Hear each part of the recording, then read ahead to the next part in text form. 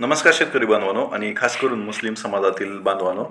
2014 रोजी मुस्लिम बांधवांसाठी जे काही मुस्लिम रिझर्वेशन दिलं होतं SBC-A म्हणजेच स्पेशल बॅकग्राऊंड क्लासेस ए अंतर्गत जे काही विशेष मागास प्रवर्ग अ अंतर्गत मुस्लिम प्रवर्गातील जे काही बांधव आहेत शैक्षणिक आणि सामाजिकदृष्ट्या मागास असलेल्या मुस्लिम बांधवांसाठी 5% आरक्षण जे की नोकरी आणि शिक्षणामध्ये उपयोगी पडत होतं त्या संदर्भातला आज शासन निर्णय झालेला आहे. बघा, त्यावेळेस जो काही शासन निर्णय झाला आणि जात प्रमाणपत्र आणि जात वैधता प्रमाणपत्र देण्यासंदर्भातली वेगवेगळे जे काही शासन निर्णय आणि शासन परिपत्रक वेळोवेळी काढण्यात आले होते ते आता रद्द करण्याबाबतचा हा शासन निर्णय झालेला आहे. म्हणजेच थोडक्यात जे काय त्यावेळेस दिलेलं जे काय आरक्षण होतं ते आरक्षण आता अधिकृतरित्या रद्दीकरण करण्यात आलेलं आहे. या संदर्भातला हा शासन निर्णय आहे.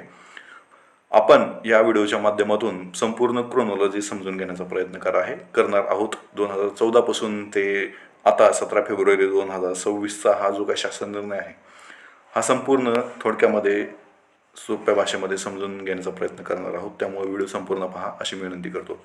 बघा, जे काही मुस्लिम आरक्षण आहे ते 9 जुलै 2014 रोजी महाराष्ट्र शासनाने एक अध्यादेश काढला आणि तो अध्यादेश होता महाराष्ट्र अध्यादेश क्रमांक 14. या अध्यादेशाच्या माध्यमातून जे काही मुस्लिम समाजामध्ये सामाजिक आणि शैक्षणिकदृष्ट्या मागास आहेत अशा सर्व लोकांसाठी 5% आरक्षण सरकारी नोकऱ्यामध्ये आणि शिक्षणामध्ये देण्याचं हा अध्यादेश होता. या अध्यादेश निघाल्यानंतर पुढील जे काय जुलै आणि ऑगस्ट ह्या महिन्यामध्ये जात प्रमाणपत्र देण्यास सुरुवात झाली. जात वैधता प्रमाणपत्र काढण्यासाठी जे काही शासन निर्णय आणि शासन परिपत्रक देण्यात आले आणि त्या शासन निर्णयानुसार आणि त्या शासन परिपत्रकानुसार वेगवेगळे जात प्रमाणपत्र दिले, जात वैधता प्रमाणपत्र वाटण्यात आली आणि या मुस्लिम आरक्षणाला सुरुवात झाली. परंतु ह्या मुस्लिम आरक्षणाला गालबोट लागत मुंबई उच्च न्यायालय इथं या ह्या अध्यादेशाला आव्हान करण्यात आलं आणि तो खटला होता संजीत शुक्ल वर्सेस महाराष्ट्र शासन या अंतर्गत. ह्या आरक्षणाला चॅलेंज करण्यात आलं, ह्याला आव्हान देण्यात आलं आणि ह्या मुंबई उच्च न्यायालयानं अंतरिम स्थगिती दिली या मुस्लिम आरक्षणाला. म्हणजेच ह्या आरक्षणाची अंमलबजावणी तेव्हाच 14 नोव्हेंबर 2014 रोजी थांबवली. हा स्टे होता, हा स्थगिती होती. म्हणजेच हा कायदा संपूर्ण रद्द झालेला नव्हता, फक्त स्टे दिलेला होता, स्थगिती देण्यात आलेली होती.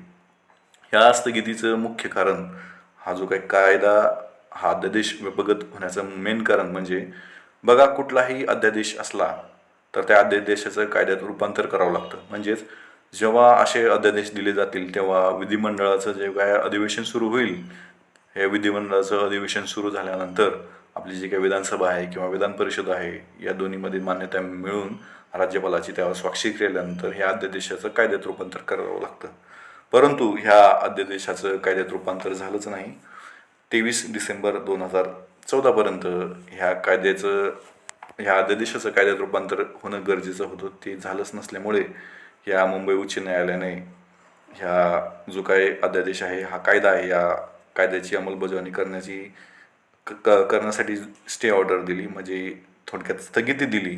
स्थगिती दिल्यानंतर मग ह्या मुस्लिम आरक्षणाला मुस्लिम आरक्षण तेव्हापासूनच त्या आरक्षणाची अंमलबजावणी थांबली असं आपल्याला म्हणता येईल. परंतु मग आत्तापर्यंत 17 फेब्रुवारी 2026 पर्यंत आत्तापर्यंत काय प्रोसेस, म्हणजे आत्ताच ही GR का आला असं आपण म्हणू शकता. बघा, हे जे काय सर्व निर्णय असतात ते लगोलग कागदपत्रावरील नष्ट होत नसतात. ते काही दिवसानंतर किंवा काही वेळानंतर त्याला विशिष्ट असं GR किंवा शासन निर्णय काढून ती संपूर्ण प्रक्रिया थांबवावी लागते. त्यासाठी दिनांक 17 फेब्रुवारी 2026 रोजी हे जे काही शासन परिपत्रक आहे किंवा जो काही GR आहे तो काढून याला अधिकृत रद्दीकरण करण्यात आलेलं आहे, आपण असं म्हणू शकतो. म्हणजेच थोडक्यात जर आपण पाहिलं ह्याची क्रोनॉलॉजी तर 9 जुलै 2014 रोजी एक अध्यादेश काढून मुस्लिमांना आरक्षण देण्यात आलं 5%.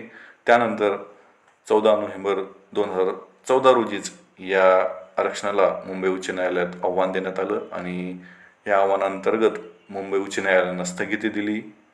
त्यानंतर 23 डिसेंबर 2014 पर्यंत या अध्यादेशाचं कायद्यात रूपांतर होणं गरजेचं होतं, परंतु ते झालं नाही आणि शेवटी आता 17 फेब्रुवारी 2026 रोजी या कायद्याचं जे काय अधिकृत रद्दीकरण झालेलं आहे. त्यामुळे त्यावेळेस जे काही मुस्लिम बांधवांना जे काय जात प्रमाणपत्र आणि वैधता प्रमाणपत्र देण्याचा जो काही शासन निर्णय झाला होता, शासन परिपत्रक जे झालं होतं, तर रद्द करण्याचं हा जी-आर आज आलेला आहे. आपण पाहू शकता. ही झाली संपूर्ण क्रोनॉलॉजी.